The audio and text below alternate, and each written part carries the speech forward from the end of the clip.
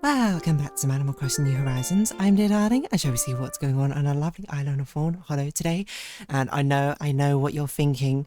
Did I hear the news? I did hear it. I don't know why whenever I say anything with emphasis, I immediately had to slip in an accent, which is not my own. I did hear the news. And if you didn't hear the news, and you don't know why I'm hyping this up, I'm hyping up, there's no apparent reason. It's not actually about being news. Apparently, new generation of My Little Ponies coming out. I did grow up like watching a lot of My Little Pony and like my sort of preteen years. Friendship is Magic, and why I suppose I'm emphasizing this is apparently this new generation is a reboot of Friendship is Magic, which, you know, is strange because it's not that old. But good evening, everyone. Right now in Fawnhallow, it's 11:20 p.m. on Friday, July 24th, 2026. I say it's not that old, denying the fact that I think it was let me think, because I think I started watching it when I was like 11 or 10ish, right? That sounds about right. So like 18 years ago. I guess it's kind of old. But it's interesting. I don't know. I guess I'll just sort of wax poetic on this a little bit for a little bit. I don't really have much to say about the gacha. And you know, I'm playing through the Genshin Impact story quest, which is basically Sandrone's quest. Shout out to my friend who wanted Sandrone to basically just be a really rude, aggressive, mean person, because that's what she seemed like she was going to be. Well, maybe not aggressive, but just not actually mean person, and she's not mean. But I will say she's doing the story beat, which I always love, which is robot and also the reflection of robot getting emotions. I knew I knew you were Pietro anyway, but yeah, so if you don't know, My Little Pony, created by Hasbro, huge franchise. If you don't know about it, it's essentially a toy line with just a load of ponies, and it's basically a huge collectible toy line started, I don't know, in the 80s or something, where you basically have Technicolor rainbow ponies who all have like brushable like nylon manes or something, and it's sort of basically like, what, let's do dolls, but we can't do dolls, how do we compete, let's make them ponies. But they have like different generations of ponies, and I will say I'm not like an expert with them. I did play with My Little Pony when I was younger, much younger. I don't know what generation that would have been, probably generation 3 or 2 maybe. Probably 2 makes more sense. No, it's probably generation 3, right? But anyway, with most of these generations, where there is often a TV show, Hasbro is a very merchandise forward company. I mean, you can just see what's under their domain, and you can see why. So they're no strangers, I think, to tapping into other media mediums. Sorry. All in the name of pushing the toy franchise forward, which I'm not going to blame them for. I mean, at the end of the day, it's a capitalist business. Like, I'm not sure what you expect necessarily. It doesn't mean that there's not room for at least creative expression, I think, within them. But yes, My Little Pony, it is things that's been around for ages. There have been several different generations. You know, if you're a millennial, you probably grew up with Generation 1, which is like really old school one. If you watch it now, you'll be like, whoa, this is so VHS coded, because it probably was. And then I don't think Generation 2 had a cartoon or something, but then there's Generation 3 and 3.5, which was like very sort of Y2K era-esque, is probably what I'd say. I don't know much about any of those because I don't really remember if I've ever watched them or not. The only one I know about is Generation 4, which launched probably, I don't know, anything 18 years, so it probably would have been like 2009, 2008ish or something, which I heard about very early on, which I'm embarrassed to say, from 9gag of all things, back when I used to browse at.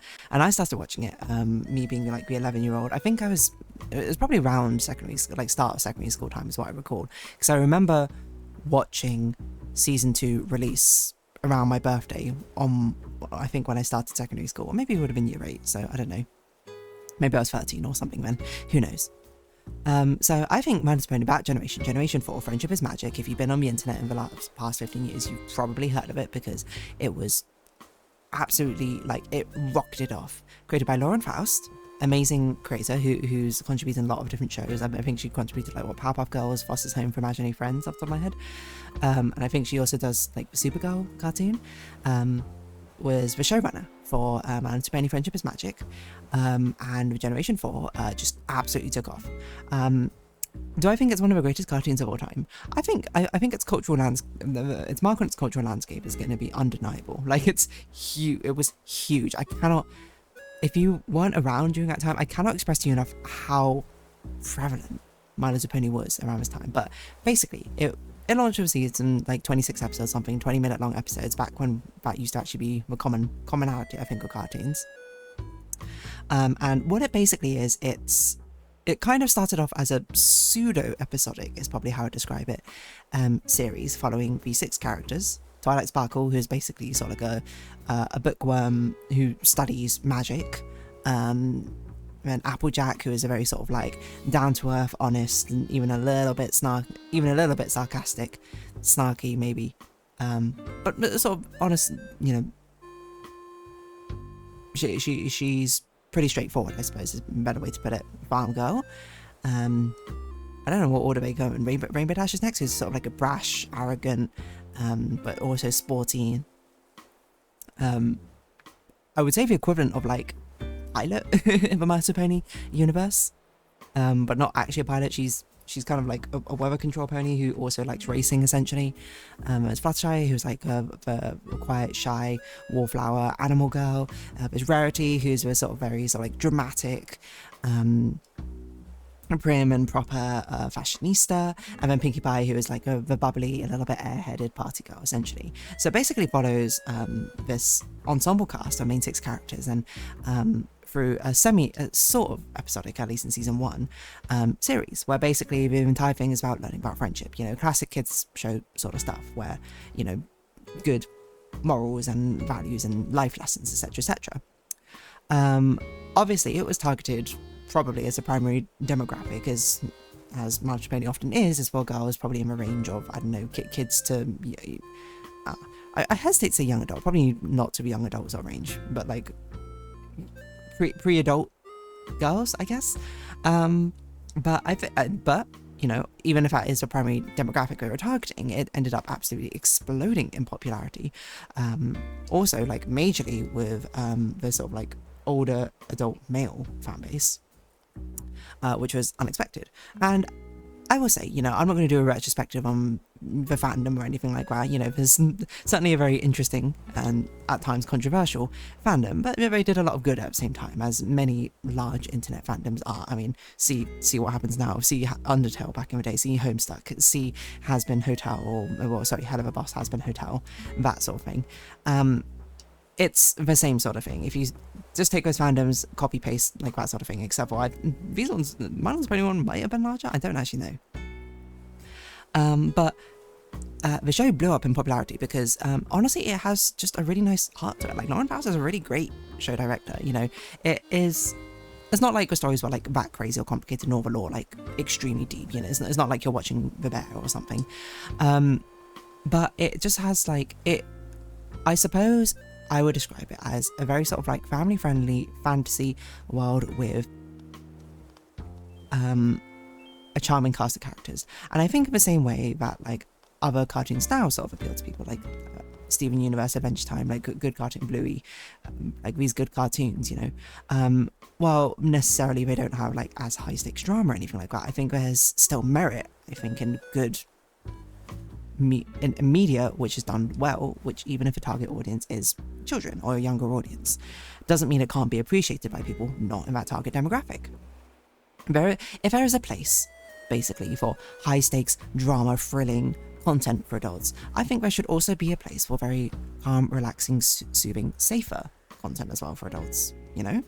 Like the same way that an adult may binge like I don't know, The Office for like the umpteenth time or something. It's like that sort of vibe. But it honestly is a pretty good show. Like, it is a fantasy setting, and I think all the episodes are very sort of like well self-contained, and basically the entire first season has pretty good episodes where you see where the core draw of it, at least for me personally, was seeing this ensemble cast of characters of very different personalities all sort of come together, and you see how they interact in different problems and how their friendship prevails, essentially. So the first season just absolutely exploded in popularity in an unbelievable way, and then they released the second season, which was even better than the first season, and it just went absolutely insane. And from there, it just went completely, absolutely insane, giving way to the Brony fandom, which is this online, well, not online fandom, but like this fandom of not necessarily the target demographic. And again, if you want a sort of like write up about the Brony fandom, there's who is that girl who does the great, so hold on, I just search for any fandom, you'll probably find a video. I wasn't thinking of it. Oh, that's it. Jenny Nicholson. A fandom autopsy. A lot of stuff there. I was not perpetually online, I would say. Like, I was online, but I was online playing video games instead of browsing social media a lot of the time. So I didn't see a lot of these stories I just like heard about in retrospect. But yeah, a lot of crazy things happening there. But I'm here to sort of reminisce some good times. Anyway, the show was really good. I watched it a lot, and then I watched it up to about like season 5, I think, and then I stopped whenever I basically started doing exams, and then I picked it up again, I think years later. I think during Animal Crossing series I spoke about it at some point where like I started watching the episodes I never got around to. I think all in all it's a pretty good series. I certainly think the peak is partway through the middle. I'm not too bad, because some of the later seasons are okay, is what I'd say. But I mean, Hasbro is a merchandise first company, and you can tell by the fact that it's got incredible character bloat in the later seasons with just an unbelievable amount of characters. But suffice to say, it's left a pretty strong impact, I think, on my life. Like, it was very definitive as like my favorite show growing up in that sort of era. And it's crazy, I think, to see it. Like, I was there for, I suppose, when it became like a cultural zeitgeist, I suppose. So yeah, I'd certainly say I have a soft spot for it. My Penny Friendship is Magic. But I did hear rumours ages ago that, like, the Generation 6. So, anyway, it came and ended, I think, 10 years ago or something. I don't know, I wasn't there for its ending. It had spin-offs as well, Equestria Girls, where they were basically all human characters. And like Bratz or Monster High or something. It had a movie as well. The movie was meh. It was alright. It had like all these specials, etc, etc, etc. Anyway, it was all really good stuff, essentially. And then the generation stopped, as all the generations do, and Generation 5 eventually started. Generation 5 came out. I didn't watch much of it. I saw some of the songs, because that's normally how I sort of judge things, is by the songs. Fit Right In is a fun song. I don't remember any of the other songs, to be honest, from Generation 5. And that didn't do as well. I mean, it's like, I think very much by the time of like the heyday of My Little Pony Friendship is Magic fandom was definitely in season 4, season 5ish, I think. Oh, season 3, season 4. Definitely was sort of petering out by the time we got to season 7 or so. So many of the residuals, people have come and gone, and it's sort of like most people who engage with My Little Pony have like left, I suppose, by that point. Generation 5 was fine, I think. Like, I think it lost its charm, because I think one of the things that was really good about Friendship is Magic, especially in the concurrent seasons, is that it had a dimension of serialness. Like, it had a like through line of plots and things which carried over. You know, I would say if you watch Adventure Time, I hear it does a very similar thing, where the first season's very episodic, where then it starts having like actual like grand scale plots and character developments, things like that, which is what made it good. It's what made people like it. I would certainly say it has very much up and down episodes depending on what they go for, depending on if they're trying to do it as an episodic thing or not. Still crazy. Some of the later episodes, they're learning lessons that they learned back in season 1, is what I'd say, but it has some really good episodes as well, I think. Anyway. Yeah, I mean, it just became such a cultural phenomenon. And then Generation 5 came out with Sunny and the others. I don't know what this generation's called. My Little Pony Tales or something, and it was sort of like it came out and whatever happened, and then they did some sort of like mini reboots where they had like these 5 like Teen Titans Go style, where like My Little Pony Life, or My Little Pony Make Your Mark. That's Generation 5. I'm looking at the Wikipedia right now. My Little Pony New Generation. So that all came out, and then yeah, and it did fine. I think, you know, it's sort of back to what it's used to in Generation 3 and that sort of thing, but probably still some residual popularity from Generation 4. So, that, I guess, is done. I didn't realise it finished, to be honest, but I suppose it is. But now, Generation 6 is coming out with Forever Friendship, and I heard ages ago that a rumour as well where they were rebooting Generation 4, which, you know, I would like to be positive about it, because Generation 4 was really good, but also at the same time I'm like, Hasbro, I know what you are, I know you're just here to push merchandise sales, and I know that you're doing this probably because it's a financially best decision, but I'm just like, even if you're doing this for financial reason, I hope you can at least have some great artistic merit from this. That's the only thing I hope for.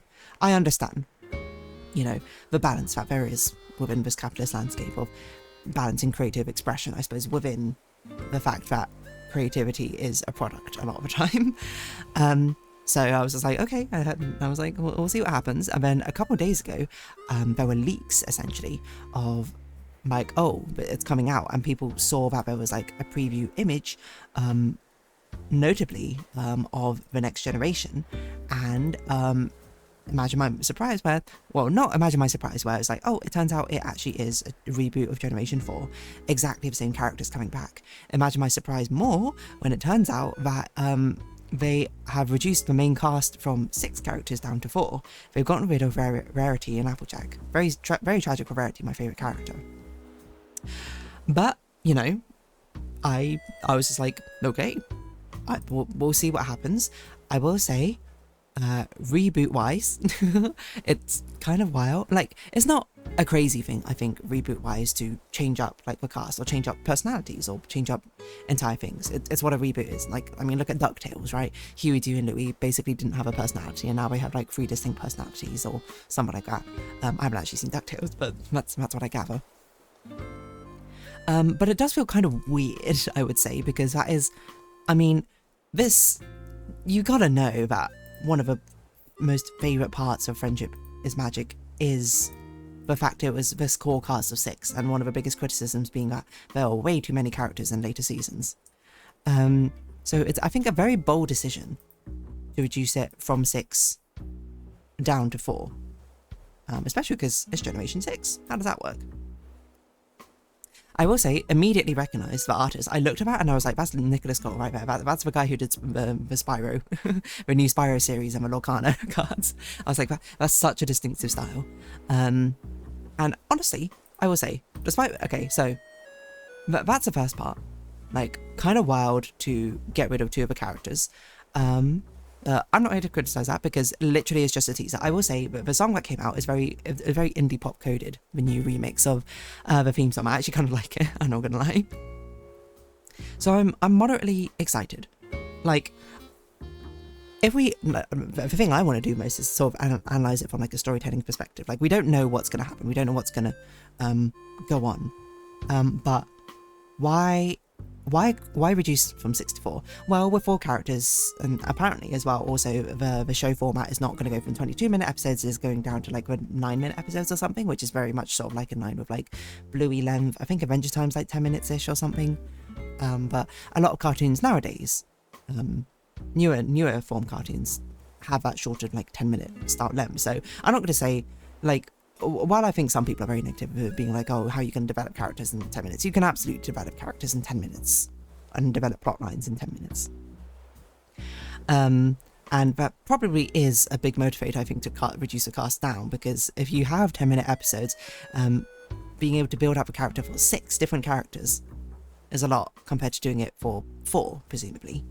And I would say that if you were to keep a cast of 4 characters, this is probably the 4 to keep, at least, because, I mean, the good thing about having 6 is that you have a distinct array of personalities, but as you add more and more to an ensemble cast, you need to make sure that the personalities don't overlap too much. You want the characters to synergize together, but not to feel like they are treading on each other's toes of like their domains. Like, imagine if you had Rainbow Dash and you also had Lightning Dust as well in the main cast or something. You'd be like, well, these are both 2 really competitive, like arrogant, kind of speedster, sporty coded, tomboyish characters. Like, why do we need 2 of them of exactly the same when you could be exploring a different avenue with a different character? I would say that this cast of 4 probably has the most distinct sort of like overlap, distinct coverage. Like Applejack's character, like, I'm going to guess is what we're doing, is that we're taking Rarity's and Applejack's traits and we're rolling it into some of these existing characters, because that's what I would do if I was like, you have to reduce the cast down to 4. So probably a lot of Applejack's sort of, I think, brashness or straightforwardness, I can imagine going to Rainbow Dash, and I can imagine a lot of like her sass going to like Twilight or something. And then Rarity's things, like I can imagine like the very sort of femme nature Rarity can go to either Fluttershy or Pinkie Pie. They both seem like it, and maybe like the drama side can go to Pinkie. I don't know. That would be my guess, is that they're probably taking those personality traits and splitting it among those characters somehow. I will still say, I'm not sure I agree necessarily with like the motive to cast out characters if you are doing a reboot, like it kind of feels a bit weird. It's kind of like, you know, when Disney did like the Mulan remake and they got rid of Mushu. It's sort of like, oh well, I mean, I guess you can it's a reinvention, so to speak, but it's not really a reboot anymore, because like I feel like a reboot is you take the base and then iterate upon what makes it good and make it even better. And Mushu is a very good part of the original Mulan, I suppose. Like the story about the Mulan remake is basically a different story, just using the Mulan name. So it's not like well, I think that's fine. You can, there's no harm in making that sort of story, but I think it's just like, is a reframing of it as a reboot a mistake, essentially?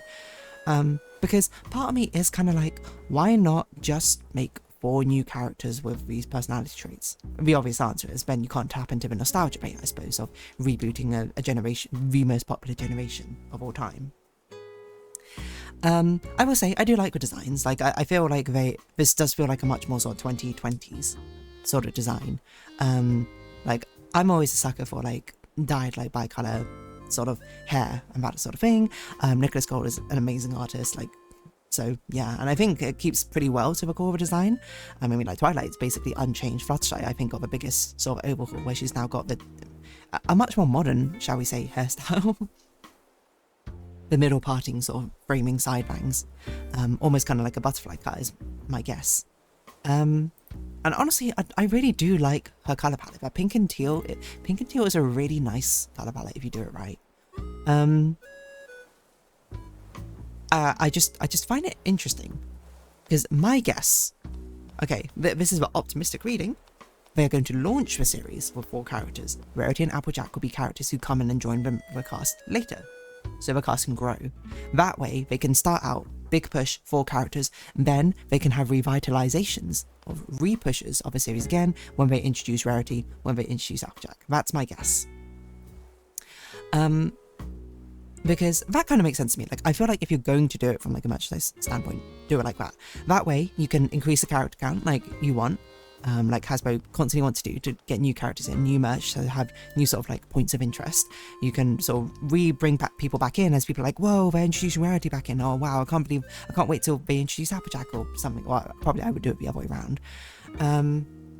So you can have revitalization moments in later seasons, and you can have a cast like sort of grow and the dynamics change. You can basically focus your fire and development on these 4, and then slowly introduce other characters, like introducing 1 character at a time to develop them as well. And you obviously have a previous series to have a sort of backbone of what people are expecting from their development. So yeah, I think to me it does feel like very 2020s. I think with the sort of like softer ethereal aesthetic it has going on, while still sort of tapping into these sort of bold colours. It's sort of like, I'm not going to say yassified because that's not quite right, but I'd say glamified, I would say, for 2020. So like very sparkly, very colourful, over the top. So I will go in with a sense of caution. Would I check it out? Almost certainly. I mean, Generation 4 was so impactful for me, but I'm like, it would be crazy if I didn't check out Generation 6. I'm interested to see what they do. I'm going to remain neutral. I'm going to let them show me what they can do, rather than be like, this is what I believe will happen, essentially. I could be negative, I could be a doomsayer, but maybe it could be amazing. Maybe it'll be terrible. I don't know.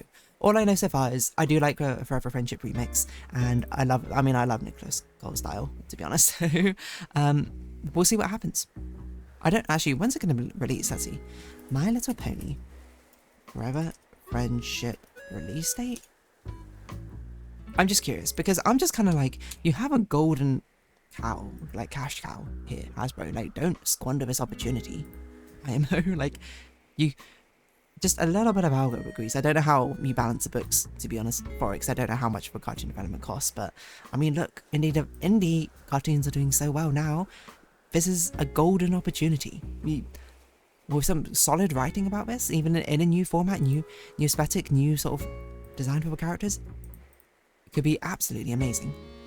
Anyway, if you haven't, I'm going to round this episode up here, so we'll see what happens. If you haven't been watching, thank you very much. It's been Animal Crossing New Horizons. I've been there, darling. Likes, comments, subscription, shares, greatly appreciated. Socials, Discord down below. Hope to see each other again, but for now, it's our farewell. So until next time, bye-bye for now.